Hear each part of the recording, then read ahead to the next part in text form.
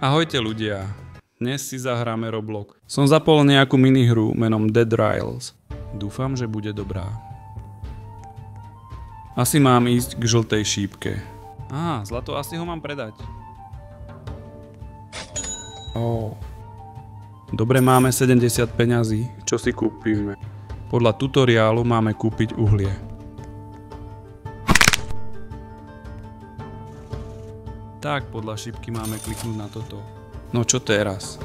Keď sa kúkam dole, pravo mám kliknúť F a budem to mať vo vrecku. Nastupovať! Asi to uhlie mám dať do ohňa. Dobre. Ideme. Počkať, mám 50 peňazí. Skúsim sa pokúkať, čo si kúpim. Revolver koľko stojí? Len 35 kúpujem. Dobre, tak poďme, neviem sa dočkať.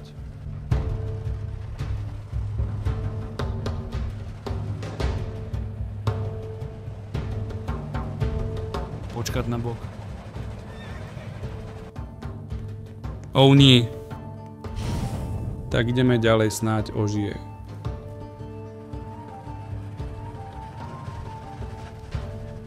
Počkať, to vyzerá ako uhlie.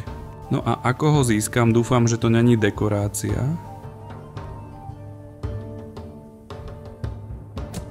Tak toto nefunguje. Počkať.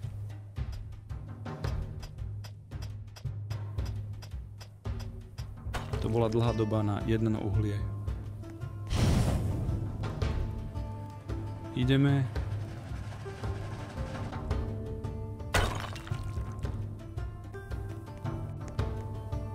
Jedno striebro plus, tak zase ideme. Pokračovanie na budúce. Keď sa ti malé videjko páčilo a chceš mi dať rady alebo akú hru chceš, aby som zahral, tak napíš do komentárov, prosím, daj like a odber.